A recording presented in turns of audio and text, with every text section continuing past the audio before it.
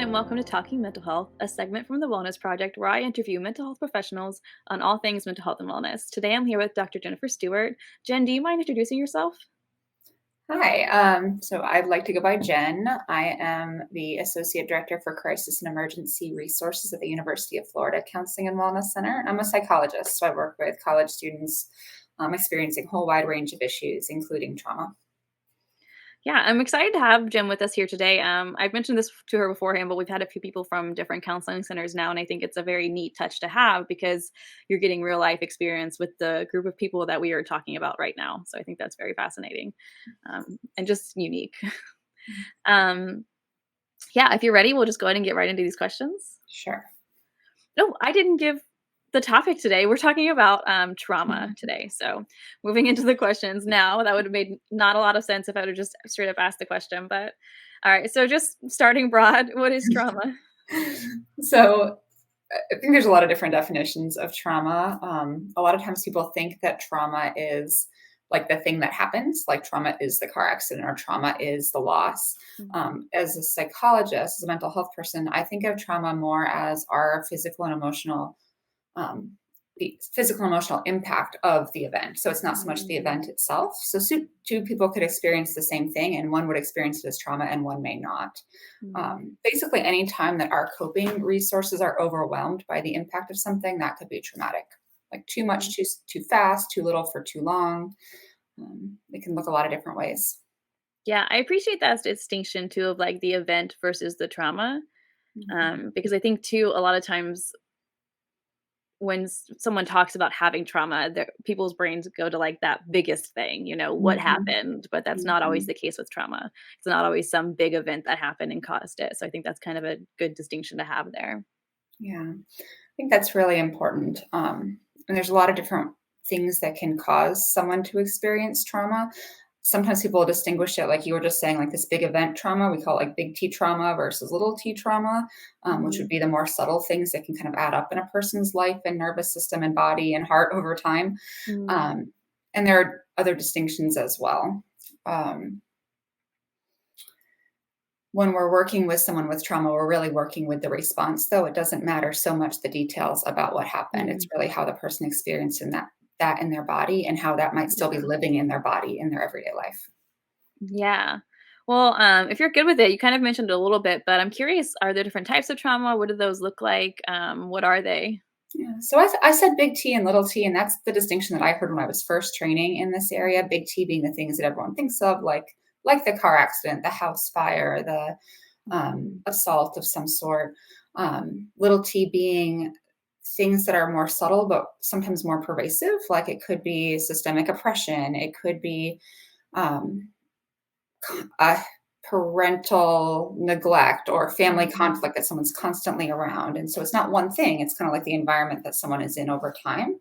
Mhm. As a therapist now, I think about kind of single incident trauma. If I'm working with someone, like their life was Mm. kind of chugging along as normal, and then a thing happened that we're going to work on the residue from that thing, versus more like developmental trauma, which is something that Mhm. impacts someone as they are developing into an adult and impacts the way their brain develops. There's all kinds of other types that we could name as well. Like there's more research now into generational trauma, which is something that didn't Mhm. even happen to you. It happened to someone before you, but we know that that impacts people's genetics. Mhm. There's racial trauma. There's all kinds of systemic trauma. So we could probably spend the whole podcast on that. Yeah, well, and I think it's just important to name too that, like, there is not one type of trauma, and not Mhm. everybody's trauma is the same. It comes from different places, from different events, from different things, like you said, different periods of time, Mhm. and I think it's interesting too to talk about generational trauma and how that is I just completely forgot how you worded it, but, trauma from the generation above you, right? Mhm. Or beyond, Yeah, even before that, but it's or something that's before that. impacted the genes of your ancestors in some way, and it's now Mhm. impacting the way your life feels to you. Yeah. And I think the reality is most people are probably experiencing what we call complex trauma, which is like there's Mhm. more than one thing going on. Like there might be the systemic impact that's happening from racism, sexism, constant conflict that's happening in kind of a chronic way. And then there might be Mhm. single incident big events that happen, and your reaction to those is impacted by the chronic things that you're experiencing. Mhm. So that's actually pretty common. Yeah. Um, are there any we tend to talk about kind of trends, things we typically see in college age young adults. Are there trends with trauma? Is that something that exists in the trauma world? Yeah, it's hard for me to zoom out and really know because I've been working with college students my entire career. So I Mhm. did a little bit of searching on this, and I did find that people in college have a higher incidence of trauma, at least reporting trauma, than Mm. people the same age not in college. So I think something like 85% of college students say they have experienced a traumatic event at some point in their life, and about one fifth of college students say it's been in the past 2 months. And then the most Mm. common types would be things like sudden loss or death of someone, or really life-threatening or life-limiting illness. And Mhm. with college women in particular, there's also a really high incidence of interpersonal violence or sexual assault, kind of as a broad umbrella category. Yeah, that's interesting. You said in the beginning that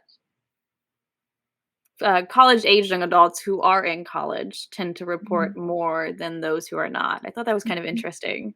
Mhm. Um, I don't know entirely what to make of that. I don't know if yeah. it's just an artifact of the students who are in college know how to name it, and they're having Mm. discussions about it. Um, I think the types of things that they're reporting, though, like interpersonal violence and sexual violence, which is part of a type of interpersonal violence, like those happen in community, and you think Mhm. about a whole lot of young adults living together or being in close proximity to each other for a lot of their lives. I think college students are probably more social and just more socially um, connected than Mhm. people who are the same age but not in college. So I think it may be that also. Yeah. Are there common treatments, uncommon treatments, things that studies show tend to help more than others? Yeah, so I think the if you were to just Google, treatments for trauma, I think you would find all the standard therapy treatments, cognitive behavioral therapy, um, psychodynamic therapy, all of those can be helpful for trauma. Narrative therapy, because people learn to kind of tell themselves a different story about what happened to them and feel differently about it because of that. Um, in my worldview, because I think of trauma as a thing that's happening in the body and not just the thing that happened in someone's life, I think body oriented treatments are especially Mhm. helpful because probably most people have experienced learning to think differently about something or even not believing something, but still having that residual feeling about it. Mhm. And so I think we're kind of limited in what we can do by changing our thoughts. And I think we also have to kind of change how the energy is manifested in our bodies. So what I do is rooted in somatic experiencing, which is Mhm. a trauma resolution therapy that works with our nervous system, our kind of natural fight and flight response. And I also am trained in yoga therapy because I think that can teach the nervous system and kind of the body mind connection to settle and work in a more integrated way. Yeah, are you able to go into, more of what somatic experiencing is? I actually had never heard that term before until, Mhm. we talked in email beforehand. Sure.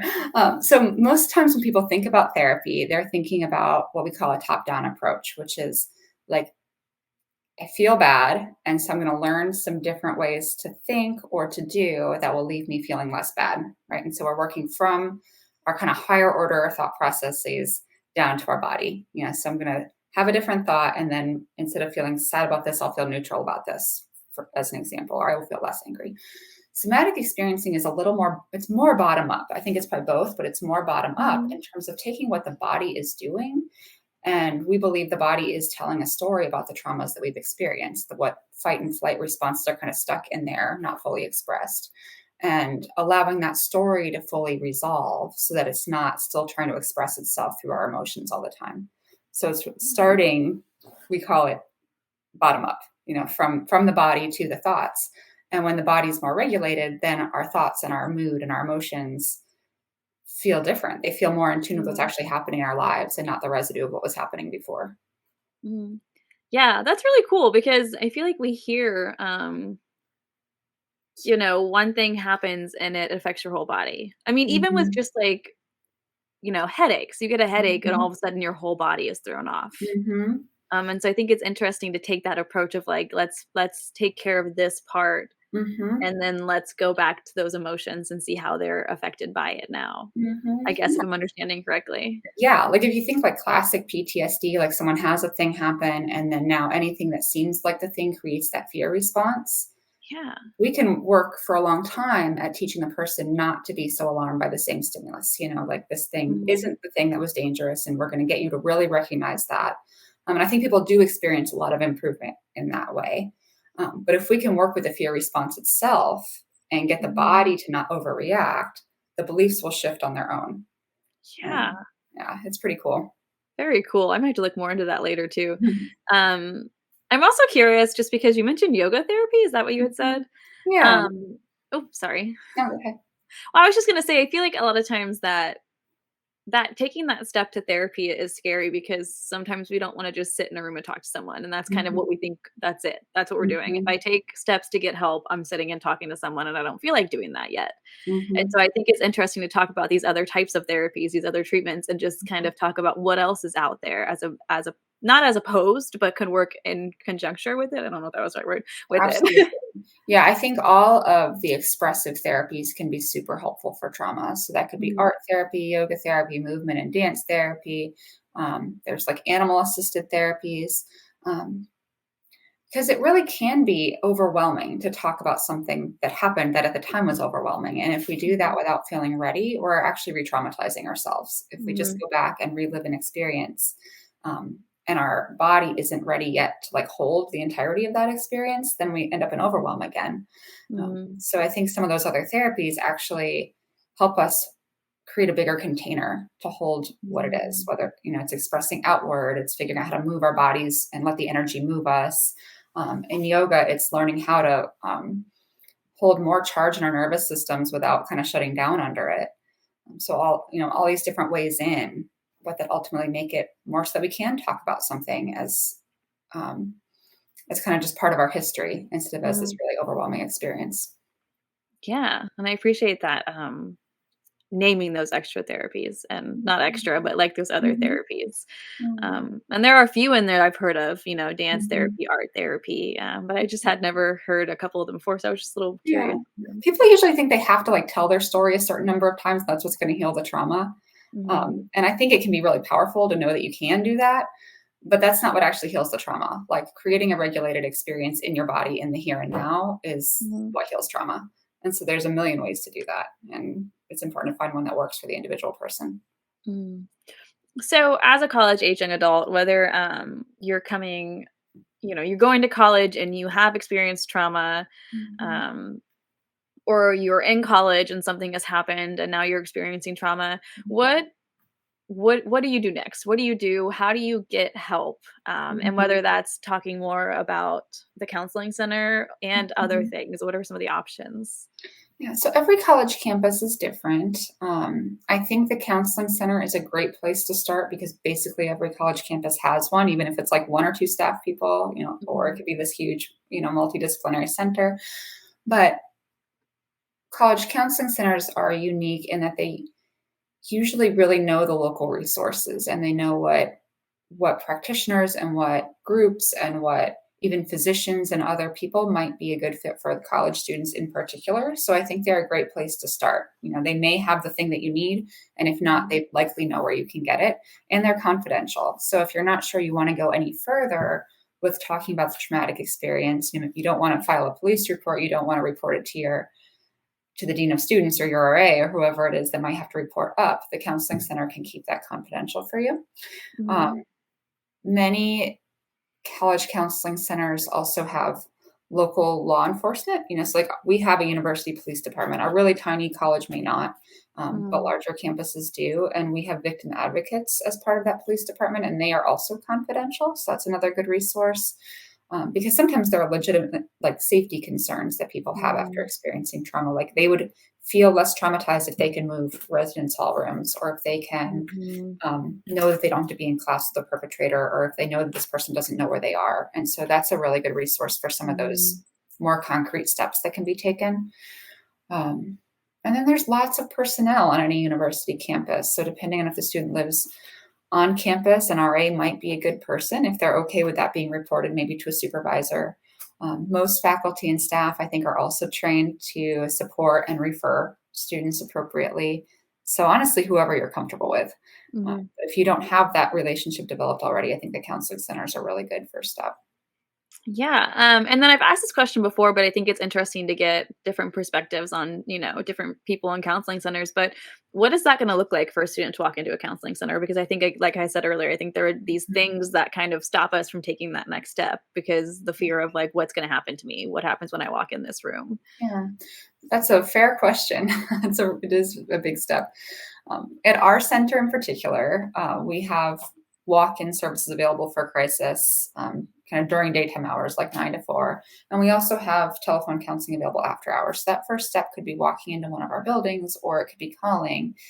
Um, and that could be as far as it goes, particularly if you're calling, you wouldn't even necessarily have to give any information about yourself. You could just get some support. If you came in, we'd probably want to get some basic information about who you are and have you do some, Mhm. initial paperwork and consent. And then we would talk with you about what could be helpful in that moment. And then if there were further services that you wanted, and if you did want further services, that might look like some ongoing individual therapy, or it might look like joining a group, or it might look like meeting with one of our case managers to solve some of those more concrete problems that we talked about. So it could look a lot of different ways after that first session. Yeah. And then another thing we typically come across in these episodes is peer support because when we go away to college, I mean, depending on your family life, you may have that family back Mhm. home backing you up, but your immediate resources, your immediate people to lean on are your peers. Right. And I kind of have a two-part question, but I'll start just Mhm. with the first one. What can peers do when their friend confides in them, asks them for help, or just in general, maybe they don't confide in them but they Mhm. notice something is happening? What can they do? Yes, that's really huge because so often that safe person that someone's going to confide in first is a peer, because it is so scary to walk into a counseling center or walk into a police department or Mhm. even to talk to your professor. Um, so peers can actually do a lot. I know with survivors of sexual violence in particular, the first person the survivor tells, that like that person's reaction is predictive of the person's Mhm. recovery over time, like how soon they will stop having PTSD symptoms, and um, how soon they'll feel all the way recovered. Mhm. So when someone confides in you, I think the big things you can do are listen open with an open mind, believe whatever the person's telling you, Mhm. and just try to be non-judgmental, like really try to understand the person's experience from their perspective, and maybe not necessarily interject a whole lot of kind of after the fact analysis about the situation, because a lot of Mhm. times survivors of all kinds of trauma have a sense of like blaming themselves or kind of second guessing, I would have, could have, should have. Mhm. And so we don't want to be reinforcing those messages. We want to really be offering support. um, Mhm. I think knowing resources, like knowing, hey, there's a counseling center on campus, or hey, this is what it would look like to go in. Maybe if you're going to talk to a friend about something you've observed, you might even check out the resources ahead of time so you know how to talk about Yeah. those. But never forcing someone to use those, because trauma can be so disempowering. Like Mhm. kind of the hallmark of a traumatic experience is someone lost control over some part of their life for at least some bit of time. And so we don't want to do that with people who are confiding in us about the trauma. We want them to Mhm. be empowered, but we want to be able to offer helpful information. Yeah. And then kind of with that, on that peer support, how do we equip peers for this? Because, Mhm. I mean, not only is it knowing about those resources ahead of time or asking about them for them, but also, I mean, this kind of stuff has an effect on everybody, and how can you equip a peer to be able to support someone in that situation, especially if like Mhm. it could be triggering to them in any way? Right. Yes, this is probably a systemic question, right? Because I think Mhm. that most people have experienced some trauma. So usually when we're listening to other people talk about their trauma, we are going to feel some residue of what we've experienced also, Mhm. and that's just the way it is. So I think it would be creating an environment where it's okay to reach out for help, including for the helpers to reach out for help. So sometimes, like at the counseling center, we will consult with like the roommate who helped the person that had the thing happen, because the Mhm. roommate did a really great job supporting some of it now has some activation of their own, and they need some Mhm. support with that. So I think creating an environment where that's really okay and encouraged, including leaning on each other, and where some of Mhm. these things aren't as taboo. Yeah. Well, I appreciate everything you've said today. This is a topic we haven't gotten to yet in the series, so I think it was super important to talk about because it's not something that we often talk about. Mhm. Um, it's not something that you often sit down and like, let's have a conversation about trauma and what Yeah, do we that do about taboo trauma. piece. Right. It's those hushed conversations and the things we don't bring up. And Mhm. so I think it's important to have in this series to name it, to describe it, to talk about what people can do, how people can be Mhm. supportive. And so thank you for being here and for doing that today. Thank you for inviting me and for having this series for people to learn about all Yeah. kinds of mental health topics. Yeah. And thank you to everyone who's watching. So bye.